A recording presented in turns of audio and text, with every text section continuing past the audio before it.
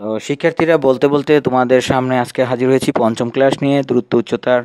আজকে দূরত্ব উচ্চতার পঞ্চম ক্লাসে যে অঙ্কটি আমি তোমাদের সাথে আলোচনা করবো বা শেয়ার করবো, খুবই একটি ইম্পর্টেন্ট অঙ্ক। এই অঙ্কটি তোমাদের টেস্ট পরীক্ষায়, নবম শ্রেণীর পরীক্ষা এবং এমনকি এসএসসি পরীক্ষায় চলে আসে অনেক সময়। দেখো 13 নম্বরের অঙ্ক, একটি ঘরের ছাদের কোনো বিন্দুতে, ওই বিন্দু থেকে 20 মিটার দূরে প্রতিষ্ঠিত একটি বিন্দুর অবনতিকোণ 30 ডিগ্রি হলে ঘরটির উচ্চতা নির্ণয় করো। তো আমরা এখন দেখব যে কিভাবে উচ্চতাটা নির্ণয় করতে হয়। চলো আমরা একটি ঘর আঁকি কলম দ্বারা বা পেন্সিল দ্বারা, যাই করো। আমরা একটি ঘর আঁকলাম, ধরে নিলাম এটা একটা ঘর ABCD। তো আমরা লিখি বাংলায় খাতায় যে মনে করি ABCD একটি ঘর। তো এই ঘরের এখানে আমরা এডিটা দেখাচ্ছি, এটা একটা ছাদ, ঘরের ছাদ হিসেবে কল্পনা করি। এবং তাহলে ছাদের ডি বিন্দু থেকে এ বিন্দু হলো ঘরের ছাদ, লিখে দিলাম। এখন এই যে এ বিন্দু থেকে ছাদের একটি নির্দিষ্ট বিন্দু, এ বিন্দু থেকে একটি কি হবে যে আমরা কোণের জন্য দাগাঙ্কিত করলাম এ থেকে সি পর্যন্ত, যার দূরত্ব হচ্ছে 20 মিটার।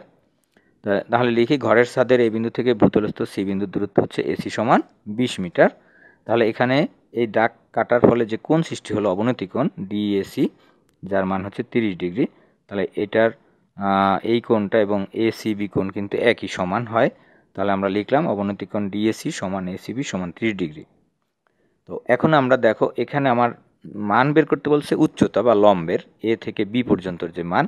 আর দেওয়া আছে কিসের মান, দেখো এ থেকে সি, মানে যদি ABC ত্রিভুজটা কল্পনা করি তাহলে কিন্তু অতিভুজের মান দেওয়া এ থেকে সি।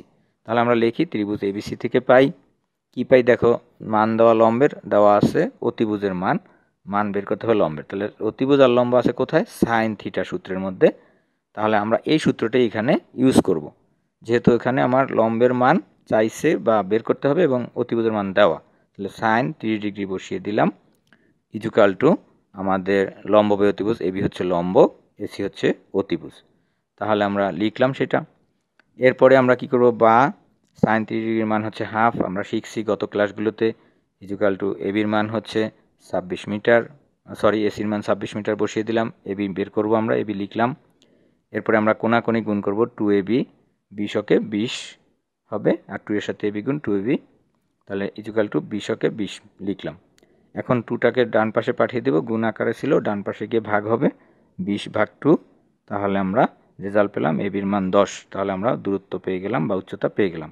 তো ভালো থেকো বন্ধুরা, আল্লাহ হাফেজ। আজকের ক্লাসে